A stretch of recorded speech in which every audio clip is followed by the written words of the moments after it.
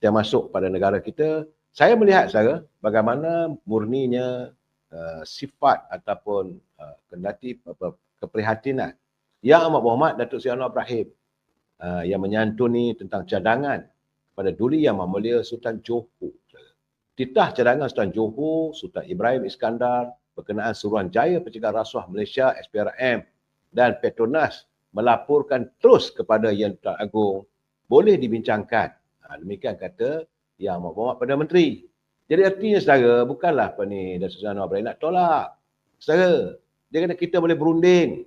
Kita boleh berunding dengan baik. Tetapi prinsip perlembagaan dalam sistem demokrasi berparlimen, raja berperlembagaan itu tetap dipertahankan. Dan kita junjung. Katanya Seri Anwar Ibrahim kata kita junjung prinsip yang sama. Jadi Seri Anwar Ibrahim berkata sepatutnya tidak ada kebimbangan kalau ada pandangan termasuk daripada Baginda Sultan mengenai perkara itu. Pandangan tersebut bolehlah dibincang.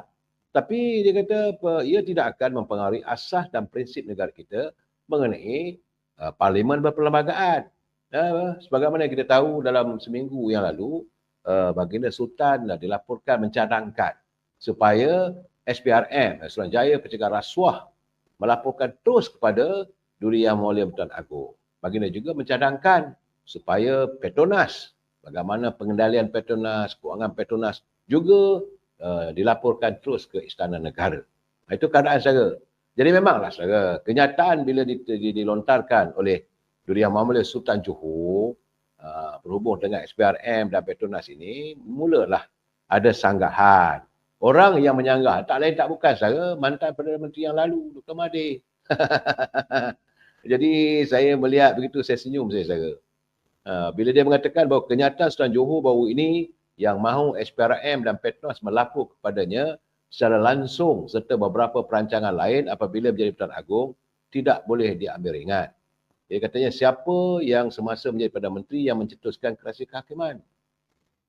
Dan juga pada tahun 1988 siapa saudara.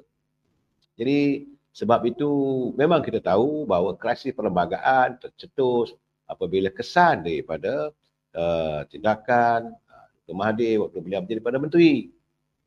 Sehingga kan orang beranggapan bahawa kuasa istana bagaikan dihakis olehnya. Sebab itu saya dulu pernah lah bila saya main golf dengan tuanku ada 2-3 sultan. Dia kata kalau boleh kita cari jalan lah, kembalikanlah balik kuasa raja-raja ini. Sebab demi lestari untuk rakyat. Saya bersetuju, saya nampak murninya Datuk Seri Anwar Ibrahim bahawa beliau mahu menyantuni. Sebab itu dia kata bahawa kita boleh bincang, tak ada masalah. Tapi tentulah ia disanggah oleh orang yang mewujudkan krisis saja. Dia tak ada lain. Memang bila sebut tambah-tambah lagi kalau menyentuh tentang cadangan daripada Duli Yang Mulia Sultan Johor dan Ananda Baginda Tengku Mahkota Johor, nampaknya kita tengok kadang-kadang ada ciri-ciri yang saya rasa kita sebagai rakyat harus menghormati. Memang kita raja sekarang ni, raja berperlembagaan. Tapi jangan lupa baginda adalah payung rakyat. Sebab itu kita dulu pernah terjebak dalam krisis perlembagaan. Apabila perlembagaan cuba diubah dan sebagainya. Tapi alhamdulillah, saya melihat kenyataan Seri Anwar Ibrahim itu murni sifatnya. Soal Dr. Mahathir setuju tak setuju, soal lain lah. Mungkinlah mereka yang menyokongnya juga menzahirkan pernyataan begitu terpulang. Tapi memang kita mengaku bahawa negara kita ini bukanlah absolut monarki, tetapi ialah raja berperlembagaan. Saya ucapkan syabas pada Seri Anwar Ibrahim yang menyantuni titah tuanku. Di sinilah selalu saya katakan, kerja rakyat dikelik, kerja raja dijunjung. Sebagai Perdana Menteri, Datuk Seri Anwar Ibrahim menunjukkan sikap menyanjungi istana. Saya jadi yang sekarang dia kata Sultan ingatkan rakyat. Sebab itulah rakyat kena sokong PMX katanya. Secara salih-salih dia minta saya ulas isu pendatang parti yang berniaga secara haram. Saya rasa saudara salih-salih, isu ini boleh saya katakan tiap-tiap malam dulu saya dah bercakap. Memang ini adalah satu daripada natijah keadaan yang tidak seharusnya dibiarkan berterusan. Kita mengharapkan agar pihak berkuasa meneruskan. Sebab itu semalam saya dah laporkan bagaimana di Johor berlaku tangkapan 100 lebih warga pendatang asing yang bekerja di supermarket dan sebagainya. Bagaimana juga saya dah ceritakan saya ingat dalam sebulan lalu, apabila berlaku peniaga-peniaga yang bebas berniaga di kaki lima di Bandar Seremban. Tapi kabarnya telah pun ditangani. Tapi bagaimanapun ini masih belum usai. Banyak lagi kawasan-kawasan yang perlu ditangani, terutama di pasar besar, pasar burung Selayang. Itu semua orang tahu. Saya tak tahu macam manalah ini Dr. Saleha akan masalah ini. Sebab beliau telah diberi tanggungjawab sebagai Menteri Wilayah Persekutuan. Dan pasar burung Selayang itu duduk di bawah Dewan Bandaraya. Dan benda ini perlu diusaikan. Begitu juga bagaimana Datuk Menteri Besar Kedah, Datuk Seri Sanusi perlu diselesaikan masalah pendatang-pendatang yang penuh di Bukit Malut, di Langkawi.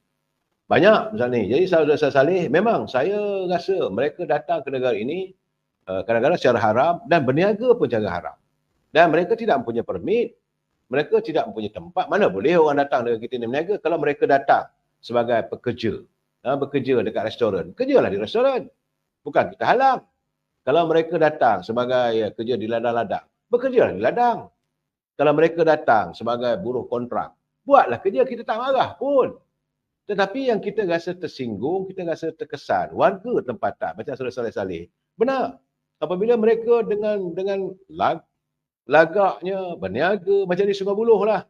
Ini Sungai Buloh kita punya. Amboi. Kalau saya ada, pang bagi itu. Ini keadaannya. Sungai Buloh kita punya. Silayang Rohingya punya. Apa benda ni? Ini saya rasa kenyataan-kenyataan yang biadab. Ini mereka bersifat dah dibagi betis nakkan peha. Dapat peha lebih lagi nak dipanjat. Itu keadaan. Kadang-kadang masalahnya saudara mereka ni juga mula memikat anak gadis kita. Dan mereka berkahwin. Ini masalah lagi. Bila dah berkahwin, mereka minta kewarganegaraan. Dan mereka minta segala keistimewaan untuk berniaga dan sebagainya. Ini yang perlu ditangani. Sebab itu saudara, hari ini Datuk Seri Anwar Ibrahim telah pun mempengusikan mesyuarat Jemaah Menteri pertama selepas rombakan kabinet berlaku. Saya nak jelaskan kepada saudara, dalam rombakan kabinet yang dilakukan oleh Datuk Seri Anwar Ibrahim, banyak orang kata macam-macam. Saya nak jelaskan saudara, mewakili Parti Keadilan cuma ada 8 menteri dan 6 timbalan menteri saudara. Dari Parti Keadilan, 8 menteri yang dilantik dan 6 timbalan menteri. Sementara itu daripada UMNO Barisan Nasional, 7 menteri dan 7 timbalan menteri. Artinya 7 campur 7, 14. Saudara, Parti Keadilan juga 14. Parti DAP cuma ada 5 menteri dan 5 timbalan menteri. Macam mana kata kita pula menjilat benda begitu? Amanah 2 menteri dan 2 timbalan menteri. Di Sabah, saudara, menteri daripada JRS dan UPKO ada 2 orang. Timbalan menteri ada 2 orang. Itu di Sabah, saudara. Dan wakil daripada teknokrat, yang orang tak ada berparti, iaitu 2 menteri, 1 timbalan menteri. Sementara daripada gabungan Parti Sarawak DPS, 5 menteri dan 6 timbalan menteri. Inilah gabungan menteri dalam kabinet Datuk Seri Anwar Ibrahim. Jadi di mana letaknya dikatakan bahawa UMNO ini menjilat orang itu, menjilat orang ini? Ini jelas daripada yang saya dapat, yang terjemah daripada apa yang dilakukan dalam rombakan kabinet dilakukan oleh Datuk Seri Anwar Ibrahim. Dan hari ini mereka sudah pun mengadakan mesyuarat pertama, mesyuarat kabinet. Dan Datuk Seri Anwar Ibrahim berpesan, dia kata musim bulan madu tidak ada. Semua menteri masuk hari ini, terus clock in, bekerja dan melaksanakan tugas sebagaimana yang diamanahkan oleh rakyat. Saya nampak beliau serius, saudara.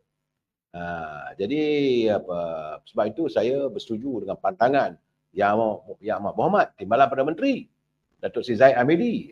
So dia mengatakan bahawa kehadiran barisan kepimpinan baru dalam kabinet kerajaan perpaduan pasti akan merancakkan lagi usaha untuk memberikan perkhidmatan yang terbaik kepada rakyat dan negara selaras dengan gagasan Malaysia Madani. Itu kenyataan Presiden UMNO yang juga selaku Timbalan Perdana Menteri Datuk Seri Zahid Hamidi. Beliau begitu yakin kerajaan yang dibentuk kali ini lebih mantap, saudara.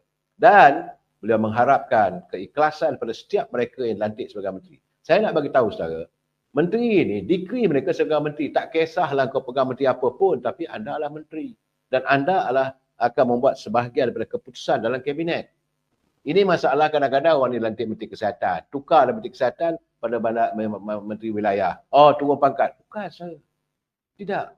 Kalau dia masih lagi bergelar sebagai menteri, artinya kuasanya kuasa menteri. Itu perlu dipahami.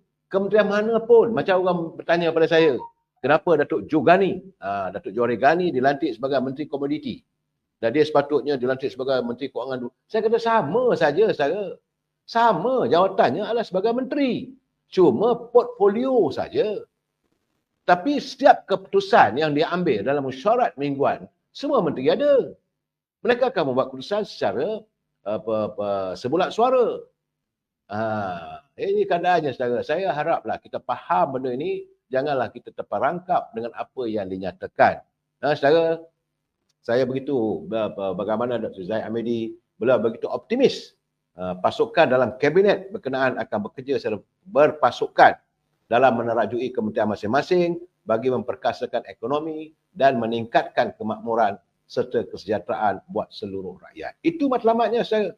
Hari ini Datuk Seri Anwar Ibrahim telah pun mengingatkan bahawa semua menteri, saya dipahamkan, cuma yang tak hadir hari ini iaitu Datuk Fadilah Fadilah Yusof katanya menunaikan umrah di Mekah. Jadi dia tak adalah hadir, tapi yang lain semua hadir penuh.